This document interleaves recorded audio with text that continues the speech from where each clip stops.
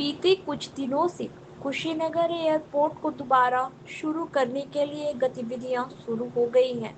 हाल ही में Kushinagar international airport के licence upgradation प्रक्रिया को लेकर डीजीसीए के असिस्टेंट डायरेक्टर वेद प्रकाश प्रजापति ने 2 दिन तक मानकों का परीक्षण गहनता से किया।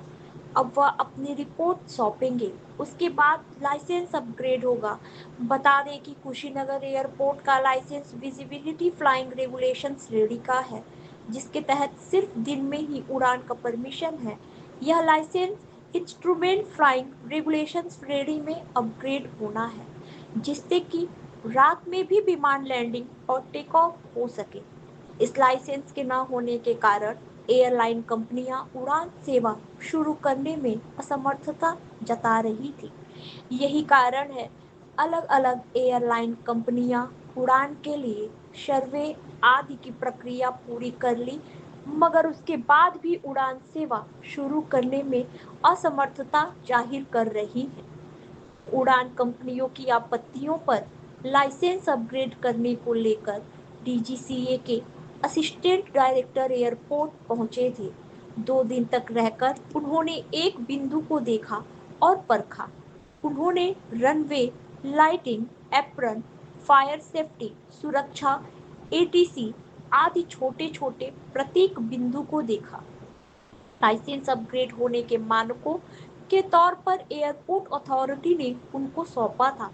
रात में लैंडिंग और टेक ऑफ की सुविधा मिलने से डोमेस्टिक और इंटरनेशनल एयरलाइन कंपनियों को विमान सेवा शुरू करने का रास्ता साफ हो जाएगा। एयरपोर्ट ने इसके लिए जरूरी मानकों को पूरा कर लिया है। लाइसेंस अपग्रेडेशन मानक के क्रम में एयरपोर्ट पर डीवीओआर का होना जरूरी है। गत जनवरी माह में डीवीओआर की स्थापना हो गई। डीवीओआर के माध्यम से एयरपोर्ट का एयर ट्रैफिक कंट्रोलर और विमान के पायलट से उड़ान भरने से लेकर रनवे पर लैंडिंग तक संवाद बना रहता है। दूसरी तरफ एयरपोर्ट पर इंस्ट्रूमेंट लैंडिंग सिस्टम के ग्लाइड पाथ के कुछ हिस्से का कार्य शेष है, जिसे एयरपोर्ट प्रशासन जल्द पूरा करने की बात कह रहा है। बता दें कि इसके लिए 3 मकाने और 2 टेलीकॉम कंपनियां का टावर रोड़ा बन रहे हैं। एयरपोर्ट के लिए जमीन के अधिग्रहण के दौरान ही भूस्वामियों और मकान मालिकों ने हाई कोर्ट में वादा दाखिल किया था।